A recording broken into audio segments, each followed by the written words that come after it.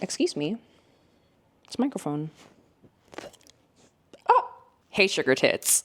If you're a fitness coach, I made this video for you, especially if you feel like your income, that is my deodorant, especially if you feel like your income has been capped at a certain number every month.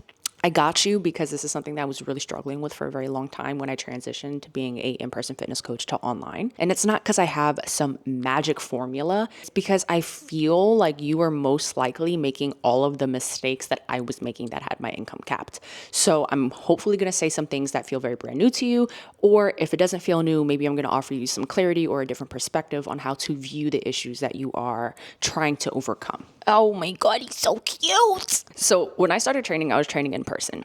And like most coaches that went online, COVID happened, which kind of forced me to go online. And I was thinking to myself, cool, no problem. I know fitness, I know coaching, and I was already kind of creating content on my online. I was doing lifestyle content at the time. So I was like, this will translate very well and I'll be able to close. Online, no problem. Big problem. Did not translate. I spent several months posting workouts online. I was actually training people using, what was I using? I was using PDFs. I was sending people PDFs and that was their workouts. And I was doing all of the check-ins like on a Google Meet call once a week. I had so much fall off, guys. And it was really, really hard for me to close clients.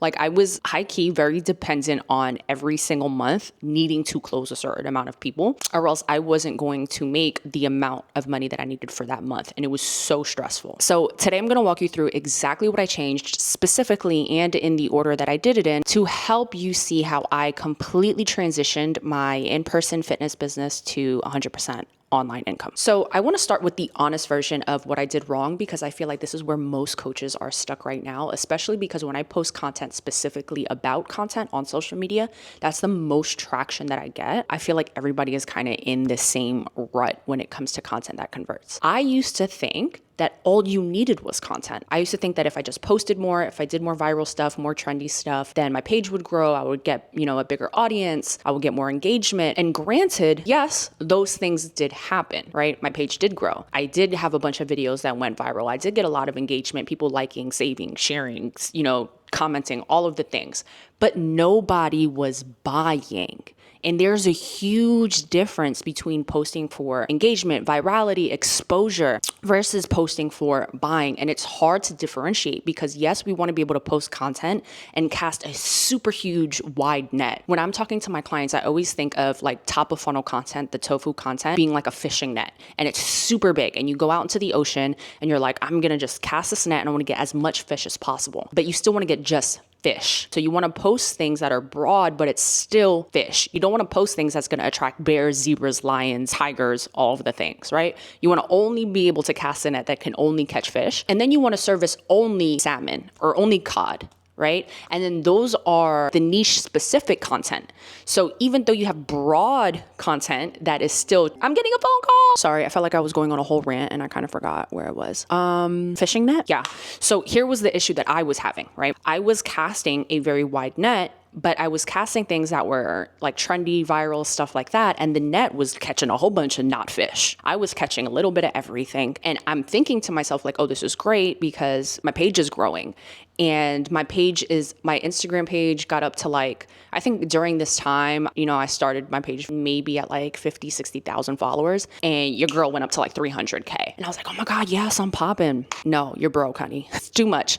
So that was the first thing I did. I made sure that like all of my tofu top of funnel content was still niche specific. And the term niche actually started to irritate me because everybody would say things like niche down, niche down, niche down. And I'm like, I am, but I wasn't. And this brings me to my next point. What does it mean to actually niche down? Let's get into this. So I think when people think about niching down, they think about servicing a specific problem, which yes, you want to service a problem, but here's what makes a niche a moneymaker, in my opinion. Not servicing a problem, servicing an insecurity. So what do I mean by that? When I was posting content at first, I was like, oh, I just want to help women get big butts, right? Or, oh, I just want to help women build curves. So my content was all about building curves, being curvy, because I'm curvy and I have, kind of big legs. I mean, they're not big, but like they're not wellness bodybuilding competition legs, but I'm pretty big, right? So I'm building curves and that's my thing. It wasn't enough of a pain point. Like I was closing clients and I was definitely getting women that, yeah, like, you know, I want to be like, you know, sexy and curvy and whatever, but they weren't emotionally bought in to what this was. And it kind of clicked for me one day. I did a post and I was like, you know what, I'm going to talk to a specific insecurity that I actually have and something that I actually helped myself with. What was that? I am genetically somebody who carries fat in my arms. I have very fat arms. Well, not very fat, but look at the jiggle girl. Okay. So that's where I hold a lot of my fat. Like I will be tighter everywhere else, but upper body, I was like, I'm an upside down triangle and I hate this about myself. And I remember wanting so desperately to come across social media and go through my page and finding coaches that were like, I specifically help this problem, or be a coach that helps women who have had BBL procedures get on track or help their body, whatever, right? Like do certain things that are very specific that make people feel like you're tapping into an insecurity, something they're embarrassed to say. So I help women who have an upside down triangle get the physique that they want. I help them get curvy. It's still, I build curves, right? Now I'm building curves for women who are insecure about the fat that they store on top of their arms. Next up was building a system that actually captures leads. This was so important. When I first started, I believe I had a type form in my bio, and then somebody would fill out the application. I would go through the questions. I obviously had questions that I would qualify or disqualify people through, but I would, you know, at the end of the type form, say something along the lines of, I will reach out to you, and I would reach out to the individual and then try to schedule a call with them. Here's the issues with this system. Number one, clearly, if you are having somebody fill out a form or an application and then you're saying, hey, you know, somebody from my team will reach out to you, and then you wait a few days or a day or even like 6 hours, you most likely lost the lead. People will leave, right? People are filling out applications all willy-nilly all the time, and then they're kind of just on to the next thing. And then all of a sudden they get a text message like, hey, this is so-and-so from coaching whatever the fuck. And, you know, I saw you fill out an application, and they're going to go, change my mind. What? You know what I'm saying? So what you want is the simplest path of no friction. I ended up using a system. I use Go High Level. I call it my operating system, and I build this out for my clients, right? And I use the same framework, the same template that I use for myself. And whenever I make updates to my own Go High Level account, let it be the lead magnets, the automations, you know, the text messages, the follow-ups, anything like that, I will always push it out to my clients and then update it for them. So all of the messaging is very specific for fitness coaches. It's what I have seen convert the most. So I have like a template basically that I give to my clients, and then we, you know, adjust it, make it theirs. On the system, it turns into people coming to my page, seeing a VSL, which is a video sales letter. If you don't have one, you absolutely need one, because conversion, I think, goes up to, I want to say almost 70% if you have a VSL on your landing page. So if you don't know what that is, you can go to my page and check it out. But basically it's a video of you explaining the program, the methodology that you use, how you get people to the desired outcome, you know, if they want to work with you, to apply below, essentially. So right there, you want to really sell them emotionally on that. And then you want them to fill out the form. You want the form to be a disqualifying form on its own. You want it to do it. You want that to be done automatically, not manually, right? Less friction, the better. So they fill out the form, they're qualified, maybe financially they're qualified, they, you know, are willing to invest or willing to, you know, get a loan or whatever it is for your program. And then if they're qualified, they get automatically taken to the book a call calendar, and then they book their call. They book them call, blah, blah, blah, blah. They book the call right then and there. Sorry, guys. And that's it, right? You want it like very quick, fast. The next thing is you want to funnel people to that as much as possible. So when you're posting content, you have direction and intention. Your content should always be funneling people. Now, I've heard coaches say things like, don't put CTAs everywhere because you sound like a salesperson. I understand, right? And CTAs do get very overwhelming, especially if the CTA is book a call to join my program. It can feel very salesy. But here's the issue with not doing CTAs. You are not getting enough organic traction naturally. People are not going to take that initiative or that next step on their own because they are seeing 4,000 to 10,000 advertisements a day. It's a lot of noise that you have to filter through. So if you are not actually directing them or calling them to something, and it might not be your landing page, it might be to follow your Instagram. It might be to share the post with somebody else that would resonate with the content, right? You do need to follow marketing tactics. Like you still need to follow marketing tactics to get sales. So if a coach tells you not to do that,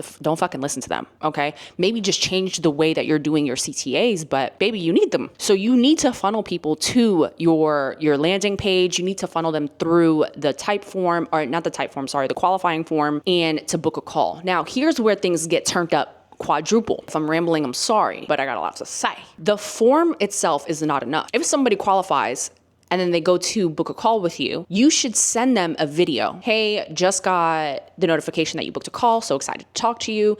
Here's what I want you to do for me before we get on the call. I would like to know from you, what is one thing that you would love to accomplish at the end of the call, or have accomplished at the end of the call, so that this call feels purposeful for you, or so this call feels like you actually got something out of the call. Say something like that in a video and have them send it back to you. Touch points, and this can be a video that you record and it's like automated in, I automate it again in Go High Level. So as soon as you book a call, boom, you get a video, and it makes people get more touch points with you. They need more connection with you, more face-to-face, more, visual, focal, eye contact, things like that, to make sure that they actually show up to the call. Because just because they book the call doesn't mean they're going to show up to the call. I have lost so many people that way. So these are things that are super important when you're building your brand and making sure that all of the language, all of the copy is very intentional. Then, an hour before the actual call that they have with you, they get another video, right? Excited to talk to you, blah, blah, blah, whatever, however you're going to say it. After they get off the call, they get another video. All of these things need to be automated and set up in your system.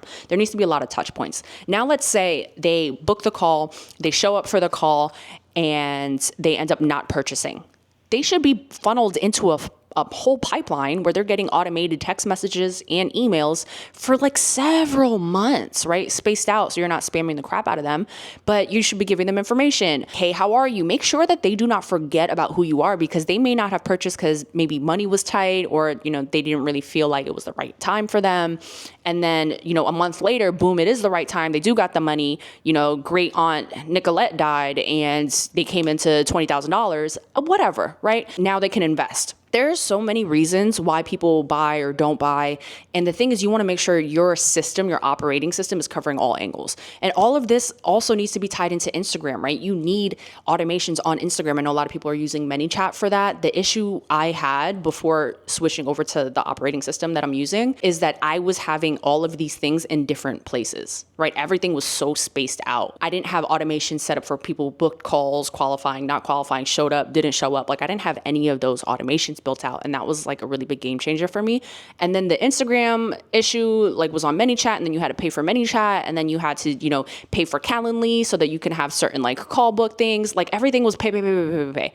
So it's just if you can condense everything into one central location, your landing page, your VSL, all of that, and just pay one monthly fee and have everything run. And what's cool is you can connect, if you're running ads, to the system, and then you are able to track the ads that you're spending to. So I know this probably went on longer than it needed to be, but the operating system itself, the system that I was using, was a huge game changer for how many people were converting and not converting, and also how professional my business looked. And finally, the third thing I changed, and this is probably the most unsexy thing about running a business, but it was tracking my data, tracking my KPIs, and actually understanding what to track and what to do with the information after I tracked it. It took me a very long time to actually start making a habit of this, because I absolutely hated tracking information. Now I track every single thing like a psycho person, okay? I have my Slack, my Notion, and my Claude connected. And what I do is, inside of Slack, I have channels. And I have channels for brain dumps, channels for, updates, notes, and things like that. And then I will go into Claude and I'll tell Claude to sync it. And every single night it'll sync everything and organize it into my Notion. And one of the channels I have is specifically for my content. So I'm just going to go over one metric here, and there's tons of things that you can track within the business, but to keep this video short, and if you guys want me to make another video going over all of the things that you should be tracking in your KPIs for your business, we can, but because we were talking about content, I'm just going to keep content as the main focus. So the way that I track my content is this. Let's say, June 1st, I post a content. Oh, wow, he's snoring. Can you hear him? June 1st, I post content, and I will say, on my Slack channel, my content, in my content channel in Slack, I'll say, this was a reel. It was a talking head or a yap video. I was in the car. This was the hook and the topic. This was the likes that it got, the comments that it got, the shares that it got, and then if there was a CTA or not. And then I do this at the end of the month, every single month, because I want the content to do what it has to do. Now, Claude will take that information, upload it into Notion, and then it will organize everything and then give me a breakdown of all of the metrics. I will also combine this with how many calls were booked for that month, how many no-shows, how many people did show, and how many closes. And then I'm able to see month to month which content is performing the most, which CTAs are performing the best, and then what is the most likely reason I was having calls booked or not booked. I think one of the biggest issues that we have as business owners is it is very easy for us to let our emotions about the way we think things are performing take over. And it becomes way easier when you take a step back and you go, okay, actually, I thought I posted a lot of Yap videos this month, and turns out I only posted 12. And from the 12 that I posted, the hooks were not, middle of funnel or bottom of funnel. And all of it was just top of funnel. So I was attracting a bunch of people, and the topic of the content was not really, catered to my niche or whatever it was. And then I didn't use any CTAs. So this month, I only had 150 comments altogether on my content, and I only had like 6 calls booked. It's easy when you don't track this stuff to look at that and say, oh my God, I suck. Social media sucks. I'm terrible at what I do, and nobody wants to buy my product. But if I can tell you, girl, you only posted 12 times, and from these 12 posts that you did, you got 4 calls booked or whatever it was. Now we can say, how about we change the topic? We double the posts. Then we can assume that you'll get double the calls booked, maybe even more, because you're talking to, middle of funnel or bottom of funnel, and you're using call to actions. So we're able to make adjustments without the emotion connected to it. So that was the third thing that I started doing and actually making a habit of. And it was probably one of the most pivotal things for me outside of, everything else was super important for me, obviously, but I want to say this was the most pivotal for me for mental clarity, right? Not just business, but this was more so like, it's okay, girl. It's relax. You're overthinking. You're way too worried. Like, you have to really just see the system as a system. It is functioning on its own, and you're just not performing optimally. And these are all of the little things that are going to show you how to tweak it. So I hope this video was very helpful for you guys. These are the things that I did that helped me break that $10,000 and $12,000 a month plateau consistently. And I was able to scale my online fitness business, and now I help online coaches do it. And if you are an online fitness coach and you want to scale your business, just follow the page. I'm going to post more stuff here. You can also find me on Instagram and on TikTok. I do a bunch of shorter videos that are more functional, quick tips, things you can do to make adjustments. I'll put the handles on top of the page, but you can also just follow me here. And if there's any content that you want me to dive into or any topics that you really want me to expand on, just let me know in the comments and I will gladly make a video for you guys. Thank you so much for watching, and I hope to see you back. Bye, girl.